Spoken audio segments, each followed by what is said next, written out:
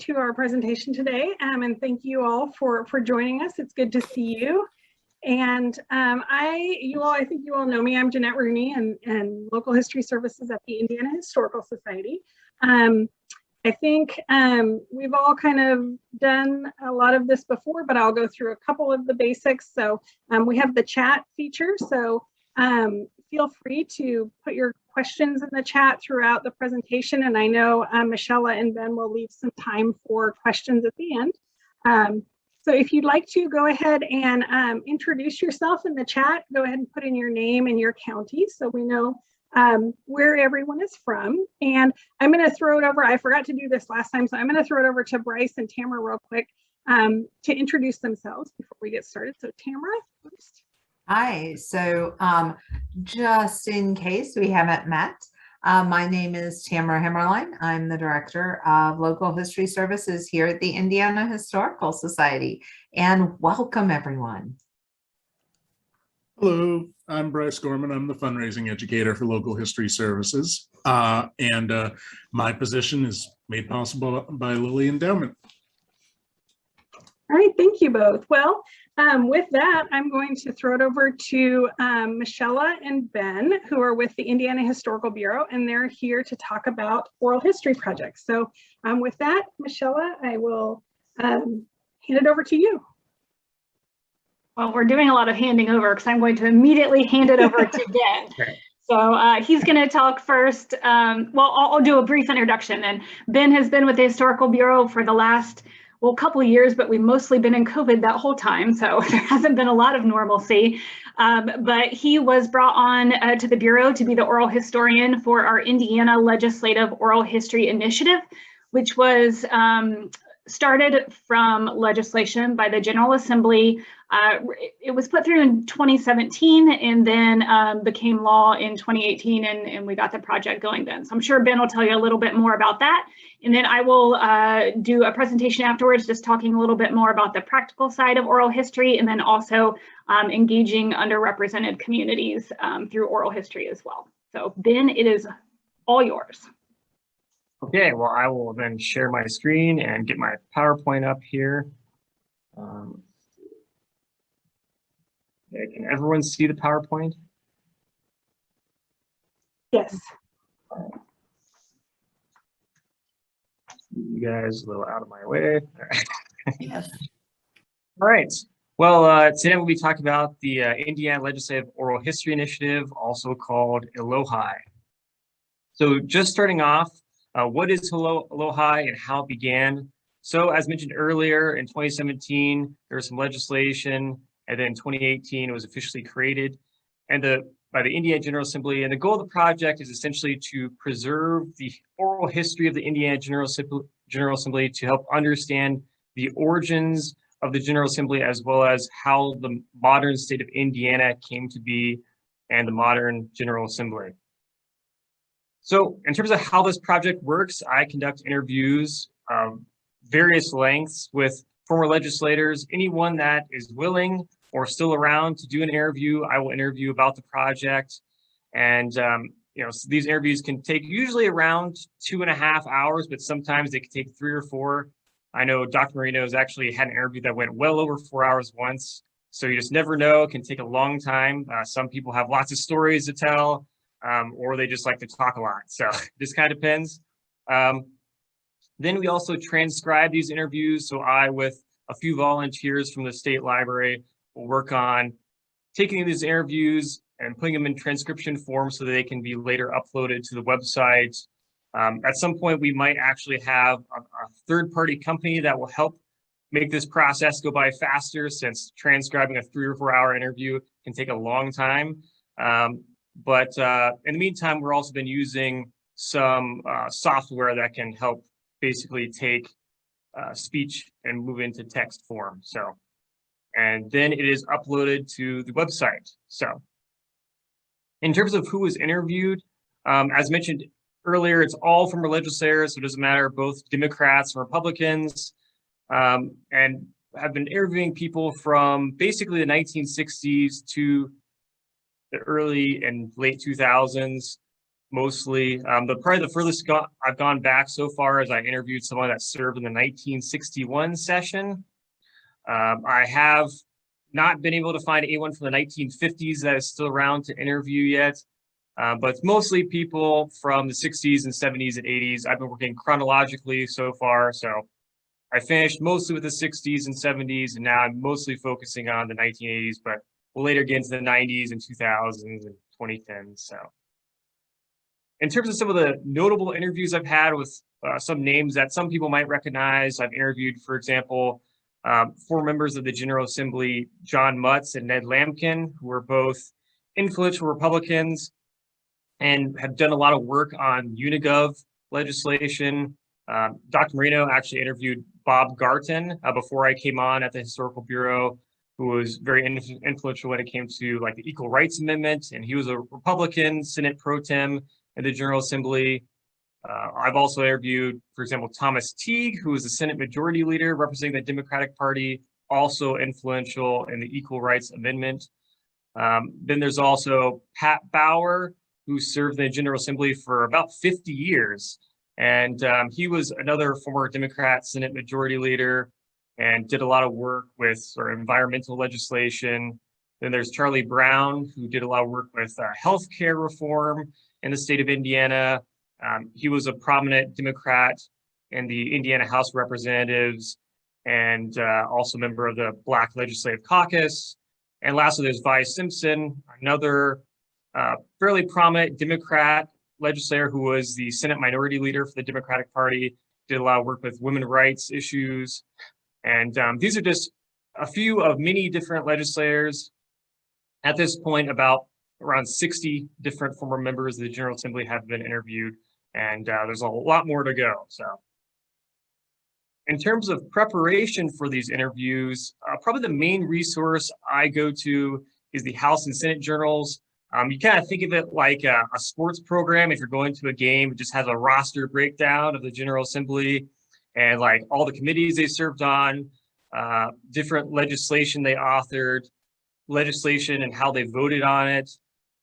In fact, it even gives information about like where they sat in the General Assembly.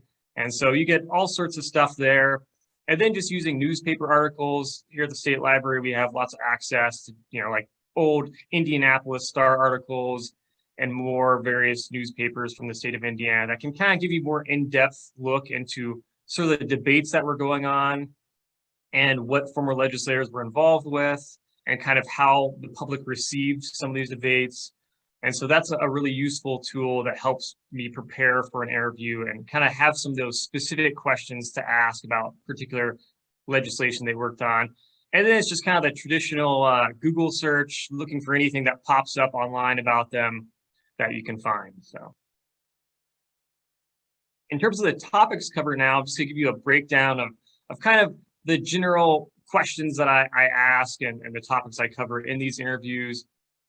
Starting off, it's their childhood, trying to get information about what was it like for them growing up as a kid, who were the most influential people in their life, what did they think about when it came to being someone from Indiana, do they know much about their family's political views growing up as a child? Then it's like their education, what schools do they go to when they went to college, what do they major in? How did college impact their political development going forward? Before the Indiana General Assembly, then I will ask questions about, their career prior to running for office and kind of understanding the build-up to that point where they decided to run. Another interesting topic I always ask about is their family. That's a complicated topic for a lot of former legislators, especially those who serve outside the Indianapolis metropolitan area, given that it could be like a 2.5-hour drive to go in for the legislative session. So you have various legislators that will just get a hotel and basically live there during the session, which can cause lots of sort of issues with the family dynamics there at home. And it's been really hard on a lot of former legislators when I talk to them about how to balance that work-life issue. And then it's just about political development. When did they first decide that they wanted to run for the General Assembly? what was the legislation they wanted to sort of champion or fight against, what motivated them. Then I talk about their election. For example, how they feel on election day. Did they think they were going to win? When they did finally win election, how they feel, or what was it like walking into the State House the first day, knowing that you are an elected official? From there, I usually go into questions about their service in the Indiana General Assembly, what legislation they worked on, how did they sort of learn the ins and outs of being a legislator, and if they had any political mentors that kind of helped guide them through the process of trying to create legislation and then try to get it passed into law. Then more specifically, I focus on sort of these key legislative issues, maybe like what were the really controversial legislative problems going on when they served, or what was a bill they had to work the hardest on to try to get passed. And then last, I finish up with sort of these big picture questions reflecting on their service. When they're looking back at their time in the General Assembly, what was their biggest regret, or what were they most proud of? Sort of these kind of big ideas to try to get out there and allow them time to sort of process their service. And then finally, just how has the state of Indiana changed? How has society changed throughout their lifetime in Indiana, and how has politics changed throughout the state of Indiana? Next, then I'm going to talk about a little bit of some of the fun stories I've heard when talking to various legislators. I think this kind of is a good way of just showing all the different directions these interviews can take, because you hear lots of unique stories that kind of take these political figures that can sometimes be, maybe the public opinion might seem like they're robotic a little bit and a little distant from us because we're not, politicians, but kind of sheds light on just, they're pretty normal people in many ways. First off was this former legislator that I interviewed who, after winning election to the General Assembly, promised his mother that one day he would also get elected to Congress and would go on to walk his mother through the front doors of the White House and introduce her to the President of the United States. So pretty big promise to make when you just got elected to the General Assembly, but he was going to go big or go home, I guess. And so he ended up running for the General Assembly probably about 3 or 4 times, lost every time. And then he finally got elected to General Assembly, served there for several years, would eventually run for Congress, lost congressional races several times. In fact, he said that the newspapers just started to make fun of him and said that he was basically running a campaign out of his kitchen, and that he had no chance at ever winning. And he eventually did win and got elected to Congress. And at some point, he contacted the White House and spoke with the secretary there and convinced them to let him bring his mom to the White House to meet the president, who at the time was Ronald Reagan. And but on the phone, he told them, it was like, because they wanted him to come through a side entrance of the White House. And so he told them, like, no, listen, I promised my mom I have to go through the front door of the White House.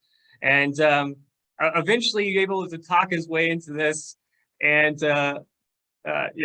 his promise came true, and he ended up walking his mom through the front door of the White House to meet Ronald Reagan, who apparently was very gracious and friendly and talkative with her. And he said at that point, he would basically do anything for Ronald Reagan to make that promise come true.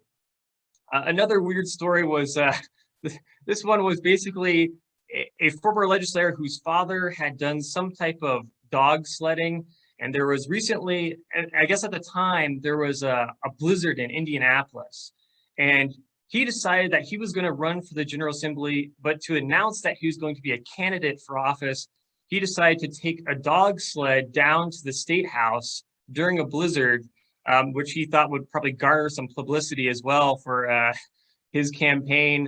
And so he got there, and there was like news trucks everywhere, sort of following him and keeping track of what was going on. And he said that he heard at one point there was a story that some staffer watching him from the State House, seeing him pull up with a dog sled, just said to the group of other staffers, like, God, I hope this guy doesn't get elected.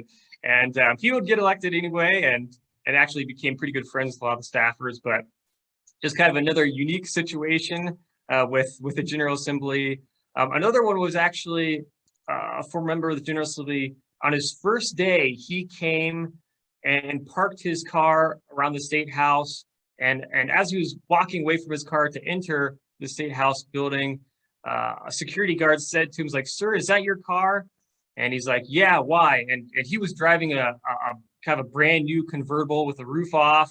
And it was a pretty flashy car. And he's like, "Sir, you might not want to bring that here in the future." And he's like, "What do you mean?" He's like, "Well, the Speaker of the House recently had his car stolen a couple weeks ago, and they found it just this week floating down the White River."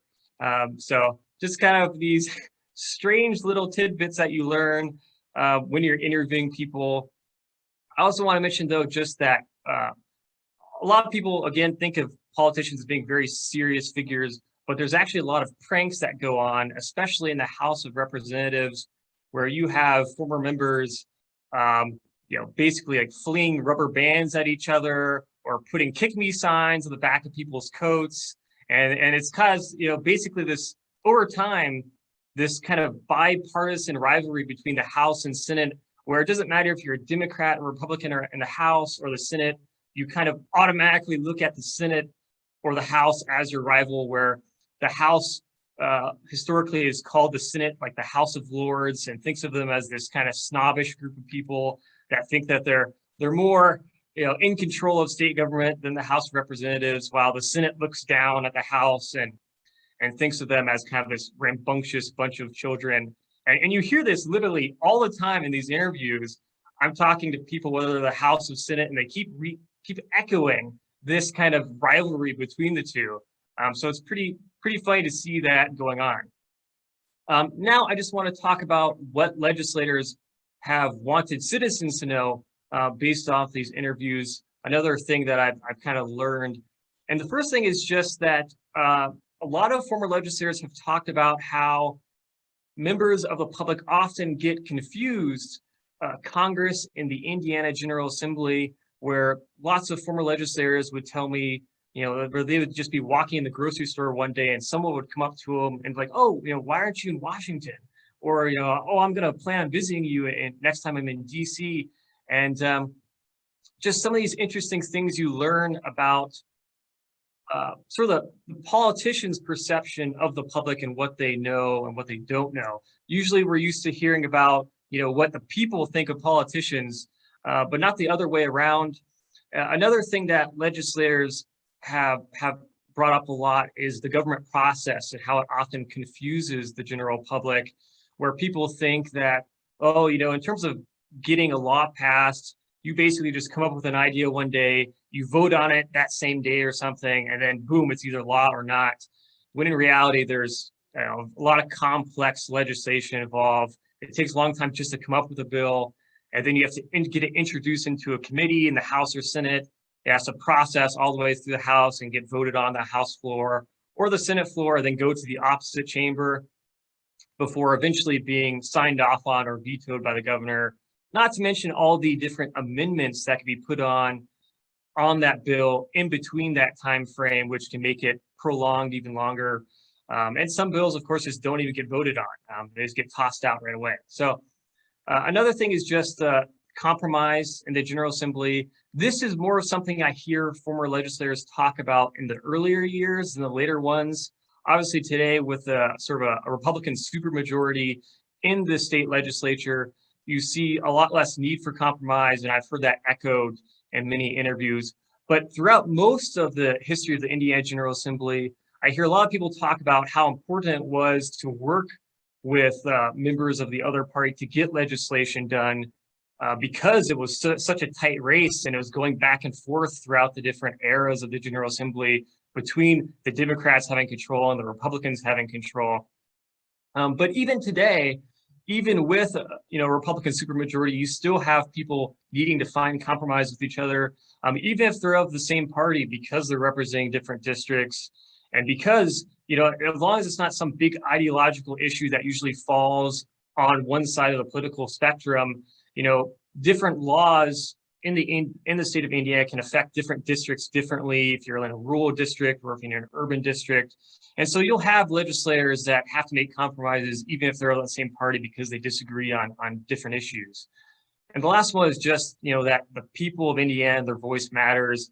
I've heard many former legislators stress all the time that they wish that people were more active in the legislative process because at the end of the day, they are in charge of it, really. They elect people to serve in the General Assembly. And they feel that many people just kind of focus on a very specific issue that maybe affects them personally, but takes for granted all the other state laws that can impact their lives that they are not even aware of. And so they wish that people were more into, contacting the representative and not just voting, but taking an active role in communicating with legislators. And a good point I've heard made several times now is that, in many cases, people think of national politics as sort of the end all and be all when it comes to government because it gets the most media attention. But state government in many ways affects your life even more because it's where you live and because it's all these things that affect your specific community that you might not even realize. And now I just want to talk about some of the common trends that I've noticed throughout this project and the work. And one, it's been increasing polarization. Early on when I interview people who had served in the 60s or the 70s or even in the early 80s, I hear a lot of people talk about how, even if you were of a different political party from someone you served with, you still work together on legislation, you were friends with them, you might even, fight over a bill and then later that night go out for a beer or something like that and just talk to each other and you know each other's families. But over time, especially when I interview people that served in the later years, into the 2000s, the 90s, I hear many people talk about this increasing polarization that kind of reflects the national politics that we talk a lot about today, where basically it just became very toxic and it's hard to work with the other party. It's very tribalistic and it's kind of, you're on this side or the other. And it's especially interesting to hear people that had served in the 70s, but also had served in the 2000s, and for them to compare and contrast their service early on and to witness how much politics has changed in the state over time. The second thing that I've noticed is just that the increased amount of money in state politics, where when it comes to like campaign finance, in the earlier years, again, 60s, 70s, you'd hear people say, oh, I spent a couple $100s on my campaign. And then in later years, you would hear like the 90s, oh, I spent, a few $1,000s. And 2000s, you hear people dropping, enormous sums like, oh, I spent, several $100,000s on my campaign. And just seeing that rapid increase in the amount of money is just crazy. I've heard, former legislators say that, at some of these legislative alumni meetings where they would talk to someone who served in a different era and say, when I was serving in my day, I only spent, $200 on my campaign, and people don't even believe them if they served in the later years, because to them, $200 is such a small amount, they couldn't possibly believe anyone could run a campaign on that. And lastly, it's just the operation of state government has become more sophisticated over time. Not just with the influx of technology like computers, but also just there's more staff members, there's more organization. It's a process that has a lot more things operating and a lot more tools and resources for legislators to use. And so now thinking about the other projects that I run with Alohi, pictured here is actually a website that I created for the project called alohi.ihb.in.gov. And this is the website where I upload all the interviews that I conduct, as well as transcripts. So anyone can listen to them anytime on the website. And it's one thing I actually did to make it more accessible to the public and sort of easier for people to listen to these interviews without having to basically just go to the website every time, is I actually set up the interviews via like a podcast. And so it actually runs via an RSS feed into the website. And so I actually post the interviews on a third-party site and have it get run through the website. And it also runs on podcasting platforms like Apple Podcasts and Spotify. So, whether you're mowing the lawn or if you're just driving to work, you could listen to these interviews if you really wanted to. And I feel like it's a good way of just making this project as approachable as possible for people that just have even the slightest interest in the history of the General Assembly and what these former politicians have to say, and just making it as easy as possible to access. So the second thing is to take this project and bring it into school curriculums. And so here in a couple of weeks, for example, I'm going to be doing this again, where I go to a high school government classroom, and I'm bringing a former legislator with me so that a high school classroom has a chance to interview a former politician from the state government and ask about their legislative career and what it's like serving the General Assembly, and just what they can learn about state government in general, which I think is a really important thing for especially high school students who are just really starting to get interested in politics, and helping them be aware that there's more than just the federal government, there's the state government, and it impacts your life too. And this is a good way to learn about it and sort of help develop your own interests and perhaps a role in it later on. And then finally, I have social media platforms where I post, every time I upload a new interview to my website, I will post on social media, on Facebook and Twitter, so people that want to keep track of the project can follow it there. And with that, that's all I have. So I'll just stop sharing and come back. All right. Thanks, Ben. I appreciated that update. And hopefully others can find it useful too, and people can learn more about the political process here in Indiana by listening to the interviews. And I have both conducted and listened to some, and there are some super fun ones out there. So I encourage you all to jump into those as well. So I'm going to share my screen here in a second, and then I'm going to just do a deep dive sort of into the practical side of conducting oral histories yourselves, and some things to think about as you maybe embark on your own historical projects that are utilizing oral histories. So give me just a second here.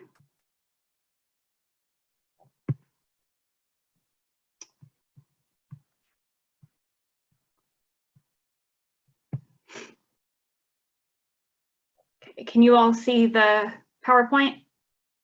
Okay, great.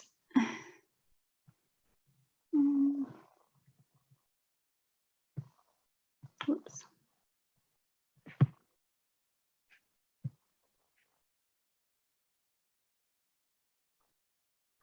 All right, so an overview here on oral history. So I've actually been trained as an oral historian. I actually started with the Bureau as an oral historian before Ben came on board, and I moved into my current position. And I've been practicing oral history for well over 2 decades now, and I don't like the fact that I'm old enough to say that I have been doing anything for 2 decades, but alas, that is where we are. But when I think about the practical side of oral history, I like to think of it sort of in 2 areas. One, there's 3 guideposts that help me frame oral history and things to consider as you're embarking on any sort of oral history project. And then one of those guideposts, which is planning, has 3 interview phases. And so I'll talk about each of those here in just a minute. So in terms of the guidepost, common sense, planning, and reacting on the fly. Those are 3 key things that I think everyone needs to know, but they are seemingly at odds. So I'll talk a little bit more about that. But starting with just plain old common sense. A lot of doing oral history is, again, common sense, but maybe a better way to even say that is engaging in basic humanity. Ultimately, you are sitting down and having a conversation with another human being. We'll call that person a narrator or interviewee. And so it's treating your narrator with respect. You're listening as you go through the interview, and you're responding accordingly and being prepared to respond to whatever it is they may be telling you.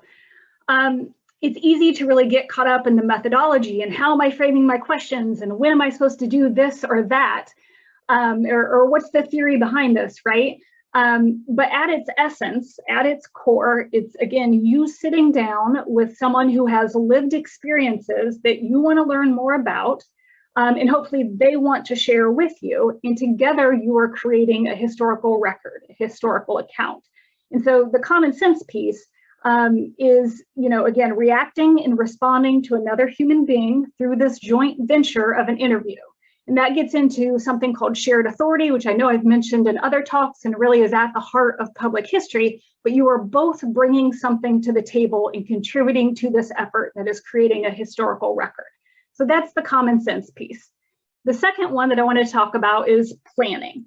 It is necessary to plan and to be prepared for every single interview that you do. And there's sort of 3 phases to each oral history interview. So I'm going to jump into this other side here of the 3 interview phases. The pre-interview, the interview itself, and then also the post-interview. And it might be easy to sort of gloss over one or just focus on the interview itself, but they are actually each really critical in the whole overall interview process, or to having a successful interview, if you will. So again, if you just show up to the interview itself without having done any background work, you're unprepared, and really it's disrespectful to your narrator. And the same goes for if you don't participate in the post-interview work. If you just conduct an interview and then jet out of there and don't follow up with that person, and do the things you say you're going to do, again, that's just as important as the interview itself. So I want to spend a few minutes, again, focusing on these 3 interview phases, but particularly the pre-interview phase. So what this entails is just making initial contact with the person that you want to interview. You're going to want to provide details about your project, your interest in them and their background perhaps, and the end goal of the project. And that also entails scheduling any pre-meetings and then scheduling an interview itself. So some people will want to meet you beforehand. They'll want to have a couple phone conversations before they're willing to sit down with you and share their life story or tell you about this event that has happened in their life. And so again, it's important to, and not everyone will want to do that, but it's important to maybe have those pre-meetings or phone conversations beforehand. And part of doing that helps you establish trust and rapport with your narrator or interviewee, right? They want to know that you're not taking advantage of them, that you're not exploiting them, and you're building trust so that they will be comfortable sharing whatever stories or memories it is with you. And that's also called a dialogic experience, where essentially your relationship or lack thereof is going to shape that interview based on that rapport and trust that you and the narrator have together. There's definitely a level of vulnerability in sharing personal stories and sharing your experiences. And there's really a high level of ethics that go from your standpoint as an interviewer in protecting the interviewee as they're sharing their stories with you. So before you ever sit down with anyone to conduct an interview, you want to have already done research on them, on their lives, on their experiences, or whatever topic it is that you're focusing on for your project. And again, not that you need to know every single detail about their life, but enough wherein you can craft good questions that are going to help inform that interview and get the best information from them. So before you go into the interview, though, you also need to understand some dynamics that might be at play. And sometimes this is also called insider or outsider status. And this isn't necessarily a good thing or a bad thing, but just something that you need to be aware of. There's always going to be factors of difference, really, between you and the person that you're going to be interviewing. And these things can be race, class, status or power within the community, ethnicity, gender, levels of knowledge or education, sexuality, religion, or age, right? So these are just differences that could come about that make you either, maybe not want to open up to the person, or perhaps make you connect to a person in particular ways. Again, you can't change these factors, but you just need to think about and understand how they could affect the interview for better or worse. And I actually want to read you a quote. My favorite oral historian, his name is Alessandro Portelli, and he has written a whole host of books from various oral history projects that he has conducted. But this one in particular is from the book They Say in Harlan County. And Portelli is Italian, and he traveled down to Kentucky to interview coal miners. And so he just has this brilliant paragraph that addresses the heart of some of these difference in dynamics that can influence an interview. So essentially, he was down in Kentucky interviewing a Black coal miner who was also a preacher, and his wife chimes in at one point, the narrator's wife, just talking about how she doesn't really trust white people who come in and want to collect their stories. Not that she had a negative experience, but the others that she knew had. So let me read this paragraph to you. Portelli writes, "She probably meant that I don't trust you in general impersonal terms, but I chose to take it personally. Why indeed ought she, a Black proletarian Baptist woman from Kentucky, trust me, a white, middle-class, Catholic-raised, but non-believing man from Europe? Fieldwork handbooks always tell you to gain the trust of the interviewee, but it was the distance and difference that made the interview meaningful, while Mrs. Cowan's boldness in speaking across the line and explaining its meaning made it possible. There were lines of age, class, gender, education, religion, language, color, and nationality between myself and most of the women and men who spoke to me in Harlan County. The mutual effort to speak across those lines taught me to think of the interview as an experiment in equality, where trust is achieved not by pretending that we are all the same, but by laying the difference in the inequality on the table and making it, as Mrs. Cowan's taught me, the implicit subject of the conversation." So I always come back to that quote because I think that just gets to the heart of these issues of dynamics. Again, for better or worse, it can be bad or good, but to lay it out there, to not act like we're all the same, but I want to hear your experiences. I want to learn from you. So tell me about what that might be like for you. So I just wanted to, again, share that quote with you. So a couple other things in terms of the pre-interview process and preparing ahead of time. I always advise that you prepare an outline with all the questions you would want to ask in an interview, that you actually type them out and have them ready to go. And it's not to say that you stick to those questions once you're in the interview, but so that you're not flustered and trying to think of a wording and, oh goodness, did I word this right or whatever. If you have them typed out, you at least have that in front of you. Now, there's slightly different schools of thought in terms of whether you provide your narrator with an outline or whether you give them all the questions you have prepared in advance. And again, you can sort of argue both sides of this. I give an outline of topics I'm going to cover, kind of like what Ben shared with the outline that he has for the former legislators. So they can think about the topics that we might explore, but so they're not focused on, oh, I'm going to answer this question in this way, but that they've generally thought about it, and then it gives it some room to, again, go in different directions. The other reason that I suggest people type out questions or handwrite them out before they go into an interview is because it's very important when you're doing oral histories to think about the framing of the questions. So there's two types of questions, really, open-ended or closed-ended.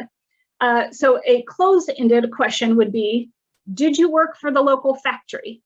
That forces your interviewee to say yes or no. And if they're not a particularly chatty person, that question is going to end right there, right? Or you're going to then have to ask a follow-up question. So you want to, or as best you can, unless you're trying to get a specific date or something like that, ask open-ended questions. So that would be something like, what were your connections, if any, to the local factory? Or tell me about your work history. That's sort of forcing them into a larger explanation that isn't just a one syllable answer there. So again, that's why you want to think about how you're wording your questions before you go into an interview. The other thing that you have to have worked through before you ever get to the interview stage is a consent form. Every single oral history that is conducted must have a consent form before, and have discussed that consent form with your narrator before you do the interview. The consent form basically says that they understand what they're getting into, they understand your project, and this is voluntary. You're not forcing them to do it. You're not necessarily compensating them or paying them for the interview. And the reason that this is so important is if you do not have that informed consent, you can have the best interview of your life and it's the most amazing thing you've ever done. You can't do a single thing with it if you do not have that documentation. So it is very important to have that. Now, there's different schools of thought as to whether you have them sign the consent form before the interview or whether you do it immediately afterwards. And I can come back to that, the pros and cons of that later. But in short, you need to have a consent form that they have signed and that explains what the project is as well. Another thing you need to have thought about before the interview is equipment. What recording equipment are you going to be using? Have you tested it? Are you comfortable with it? Do you know how it works? Do you know how to download files off of it when you're done with the interview? Battery life, does it need a plug-in, etc. And it is always important to familiarize yourself with the equipment before you go into an interview, but then also during the interview itself. And then the final one is, where will this interview take place? You know, are you comfortable going into someone else's home? Are they comfortable coming to yours? Should you meet at a sort of third-party location like a local library or historical society that also is quiet? And sometimes it is good to go into those rooms beforehand because especially with equipment this day and age, it can pick up the slightest sound. So it's always good to figure out what that background noise is beforehand. Okay. So in terms of the interview itself, like I just said, you always want to test your equipment beforehand, make sure you bring extra batteries. I actually always do or always use two recorders when I'm doing an interview. One, usually a handheld one like the Sony one, and either a second one or a nice like Tascam bigger recorder as well. And we can talk about equipment later too. You want to go over the consent form before the interview so they're at least familiar with it and what they're getting into, and then whether they sign it then or immediately after the interview, we can talk about later, but you need that informed consent or you can't do anything with the interview. And the final thing, and this seems, again, common sense, but sometimes it's not, listen. And I don't mean just be present, you're hearing what they're saying, listen to the words and the stories that they're telling you. It's about being present. And you don't want to be so concerned about your own questions that you have that you're not actually hearing the stories that they're saying, and you're going to miss an opportunity to provide follow-up questions or to maybe go in a new direction that I didn't know they were going to say that. And if you're not, again, just thinking like, oh, what am I going to ask next? Or I can't wait to get to this one. I don't hear them say that, then you're missing those opportunities. So sometimes you have to tell yourself, okay, I'm putting my pencil down. I'm not looking at the next question. I'm just focusing in on the stories that they're actually telling you. In terms of the post-interview phase, one, you want to always save the audio of the interview in multiple spots, preferably on a cloud or in a Google Drive or Dropbox or some technology like that, or at least on an external hard drive, and then also on your computer, just in case something would happen. And I have lost interviews before, and it is tragic when that happens. After the interview, it is best practice to always send a handwritten thank you note for their time and willingness to share their stories with you, or at the very least, a phone call or an email or something. But then also you want to make sure that you follow up on your end with any deadlines or dates that you've promised them with. Have you said that they could review the file before, let's say you put it on the website or before it goes in this exhibit? Have you promised them to produce transcripts? What's the deadlines or dates you've given with that? Again, and follow up to see how the process was for them. Is there anything else that they have forgotten that maybe they now want to tell you? Or is there something that maybe they want removed from the record? But so those are typical follow-ups that you might have with a narrator. So going back to that third guidepost. So I just talked about the two guideposts. The second one was planning, and then planning at each of the three phases. And now the third guidepost. You can plan all you want, but things are going to go awry. And so the third piece that you need to remember when conducting oral histories is that you need to also be able to react on the fly. And that's why it's important to also be present in the interview itself, because you're going to have to adjust. They're going to say something totally shocking or crazy or just something you weren't prepared for, and you need to be able to pivot with them and to think of questions again on the fly that maybe you hadn't thought through previously. But there could also be other things that might happen, from equipment malfunction. How do you handle that? To stopping mid-recording because they have a phone call they need to take, or maybe they tell you that they want to tell you something off the record, and so you need to pause where you are, listen to that story, and then come back to the official interview. Or kind of like I said, just for them to go in a completely different but important side story that you hadn't predicted, but that you want to follow with them as well. So you need to be present, you want to be flexible, and know that you can plan as much as you can, but it's okay if you go off script, or it's okay if you have to pivot with them and go in a different direction, because those things do happen. So the final thing that I want to talk about here at this point is simply, not simply, this can be very complex, but engaging underrepresented communities through oral history projects, or the oral history process. Oral history is absolutely a great tool for doing local and community history, really for getting bottom-up history, right? So people, like in the General Assembly, for instance, there's tons of records that they've left behind. There's their voting records, there's the Senate indexes, there's newspaper coverage, but what about people who don't leave behind those official records, right? Oral history is a great way to find out about their lives, their experiences, and to get the emotional piece behind that as well. So I do recommend oral history as a way to perhaps find out stories that exist in your community that have not been recorded through other traditional historical records. That being said, there is also, I guess there's no other way to say it, but a long history of academic or professional organizations coming into marginalized communities or underrepresented communities and extracting their history and then jetting. They don't follow up with the community, they make a name, they make publicity off of whatever project they have, and then they leave that community behind. And that has made a lot of communities distrustful of sitting down with historical societies or academic institutions, universities, who come into the community and say, oh, we want to hear your stories, without making it beneficial to those communities themselves, right? So obviously that leads to a lot of distrust. So you need to be really careful to build up those relationships and trust. And so a question that I would suggest that maybe you ask yourself is, why is it that you want to work with this underrepresented community? Are your intentions authentic? What's in it for you?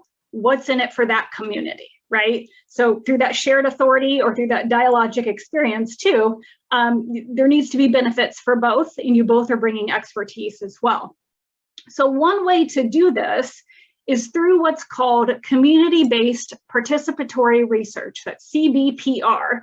But essentially what this fancy term means is simply you are collaborating with that community and those community partners at every stage of your project. You're not waiting till the very end or till the interview to bring them in. You're sitting down with them before the interview. You're asking them for input on the questions that might be asked, or if they want to be a part of the interview process, who should you interview? They're coming in, again, for every decision-making stage of the project overall. So one way to do that, obviously, is to make contact with respected community members and bring them into the project, or at least get their input on the project, again, early on in the project. And another thing to think about as well would be, excuse me, who is the best person to conduct the interview? Perhaps that's you, but perhaps it's not. Maybe it's the community members themselves. Maybe you could provide resources or training in oral history, or space where these interviews could be conducted, or bring in what might be called cultural brokers. So let's say there's a Hispanic community in your town that you're wanting to do an oral history project with. Maybe you would want to partner with leaders in that community, or perhaps high school students in Spanish class at the high school that could serve again as a cultural broker that might have a level of comfort with the interview that you might not necessarily have, or they may not have with you. So that would just be one example. And the other thing I would suggest that you also think about or consider is that your history may not be their history. And you have to be open to hearing stories that are different than maybe the traditional stories of your community or your personal stories, and that in fact could change the narrative of your community or of the community history. And so that's really important, I think, to consider. But there's also can be important meaning in misremembrances. And so what I mean by that is perhaps you've been doing research on this topic that this oral history is based upon, and you know that X, Y, and Z happened in this order from dates in the newspapers or other primary documents. But when you're interviewing several members of this community, let's say, they're all telling you, no, it didn't happen in X, Y, and Z. And this is what happened. I know, I experienced it, I remember it. And you keep getting this sort of misinformation. Why? Why is that coming up? Why are they misremembering that event? And usually there is some core truth in that misremembrance. The details might not be right, but there is some meaning that you can figure out from that community that they're taking from this. So again, conflicting memories or discrepant details isn't necessarily a bad thing. I think you can also find other meaning and information from those stories as well. So the final thing that I would just share with you here today is simply one really great resource. There is an organization called the Oral History Association. It's a very friendly organization to professional historians in the academic realm, to public historians, to folklorists, and people who are working on the ground throughout the country. And they have great resources on their website, but in particularly, every few years they put out like a handbook, if you will, a guide to the oral history process that really describes the pre-interview, interview, and post-interview process through their best practices handout. And so if you want sort of a more in-depth summary, I guess, of what I just said, I would advise you to check out that resource as well. So I think that is it for me for this moment, but I'm sure both Ben and I are happy to talk about our projects at the Bureau, about oral history in general, or any other questions that you all might have. And I'll stop sharing my screen here. Thank you both. So we have a few minutes, so we can open up to any questions that you might have.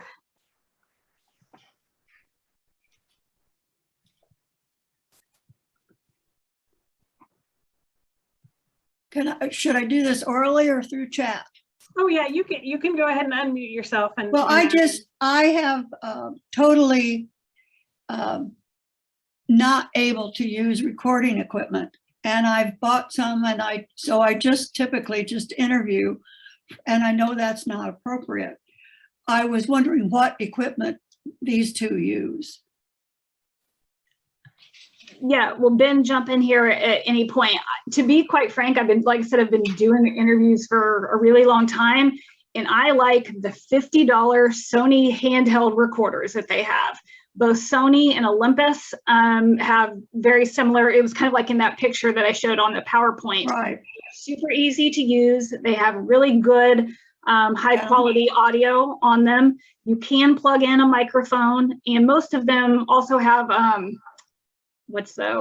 like a jack essentially that plugs right into the computer to download your files. Yeah, USB, that's what I'm looking for. Now there is much higher equipment that probably has even better sound quality, but I find that those work really well. And I'll let Ben talk more about this, but we also do have one, or we have two, I think, higher quality recorders called Tascam, and I think it's called Tascam DR40. That we have both used for oral histories through the Bureau. It is a little bit better quality for sound, but they have horrible storage and memory. So you always have to get like an extra card on them. You have to plug them in, and they eat through batteries. So Ben, I don't know. I'll cross that one out.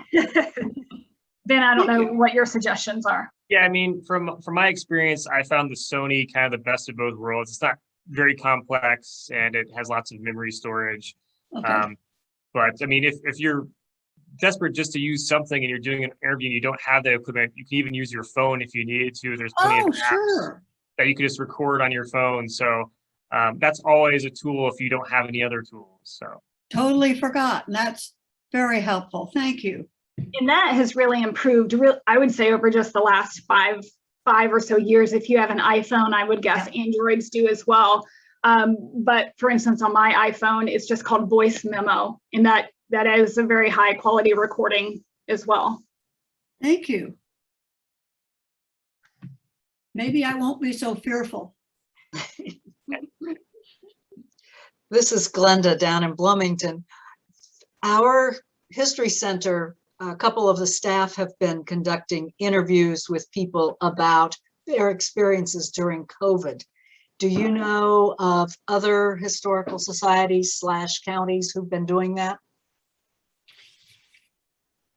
Well, the historical society, the Indiana Historical Society, was collecting those as well. We did a smaller scale project through the Bureau where we were focusing actually just on how our work lives were changing, to not replicate what the Historical Society was doing. And so I know a lot of people have been doing those. I am not aware at this point of like a large online like repository where people are sending those. And I would imagine that other local historical societies have undertaken that as well, but those are really the only two that I've heard of here in Indiana. Tamara or Jeanette, if you know anything more about that. So Montgomery County has just started one, and so has Howard County. And I think Vigo County was doing one during COVID. I don't know if they're still continuing that. We had one as well on our website for people to do interviews and tell about their experience Well, to our library. okay, thank you. And I'm not sure that that their interviews are going to be online. I think they will be in the library after they've been transcribed. But this is in addition to what we did during the worst part of COVID, what we hope was the worst part. Moving on. But thank you. I was just curious. And Michelle and Ben, there's a question in the chat too about what about using GarageBand via the computer, if you know that one. Yeah, I have very limited experience with that. I did use that in a project I had done when I was working at Hastings College in Nebraska.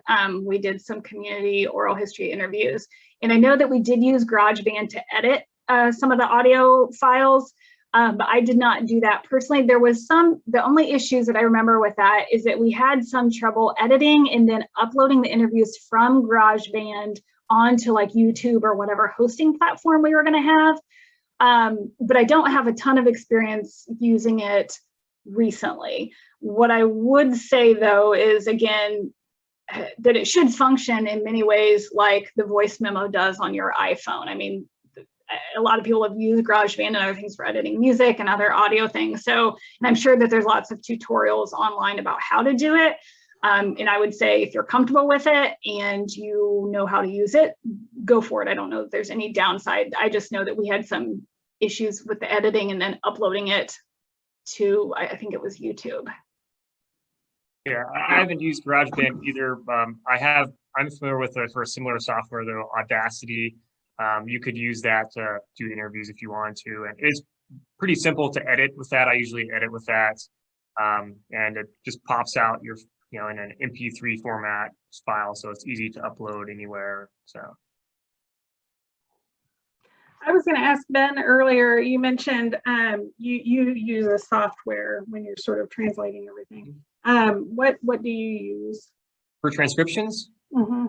So we recently got involved with just using Otter a little bit, so otter.ai, and yeah, it's just a speech to text software basically, and it's not like 100% accurate or anything, but it can get about like 75% of your text down correctly. And even with transcribing, especially if it's like a 3 or 4 hour interview, that's a huge boost because it takes care of so much stuff. And so then instead of doing the entire transcription, you're just basically looking and fixing errors, and that makes the process go a lot faster. So I just put the link for that in the chat. Oh, good. It's relatively affordable too. It's actually not bad. yeah, it's probably one of the cheaper options you can find. So What about the Veterans Oral History Project? Is this still active as far as sending the information to, I think it was sent to Washington, well, I think it's sent to the state level, and Yep. then I think they sent it to the Washington, D.C. Is that still? That was a project that Senator Lugar was Yes. spearheading, and I don't know if anyone took it over Okay, after, but they were done at the local level, and then right. We submitted quite a few. submitted along with the consent forms to his office, and then his office submitted them to the Library of Congress. Yes. Yeah. Yeah. We did several of those through our library, but I didn't know whether if that was still ongoing or if anybody else was.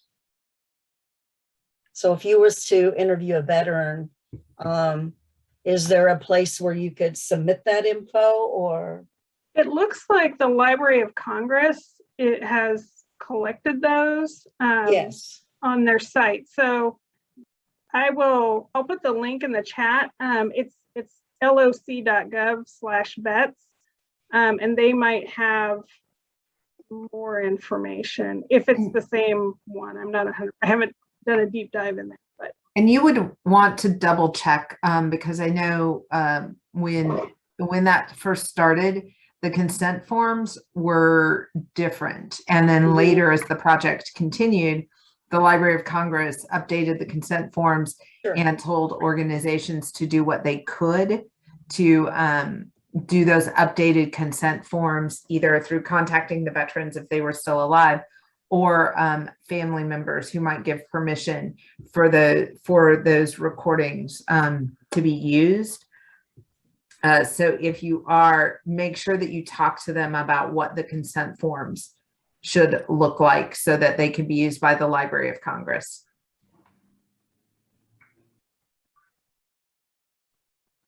All right, so I think we're right at time. Are there any last questions before we finish up?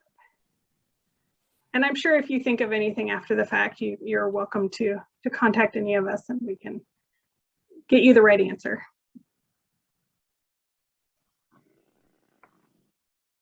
All right, well, thank you all for joining us, and a big thank you to Michelle and Ben for sharing all this great information. So we really appreciate it, and we enjoy seeing you all, and hopefully we'll see some of you here in a couple weeks at one of the regional meetings or on the larger County Historian Roundtable virtually coming up. So Thank you. thank you all. Have a great day. Yes.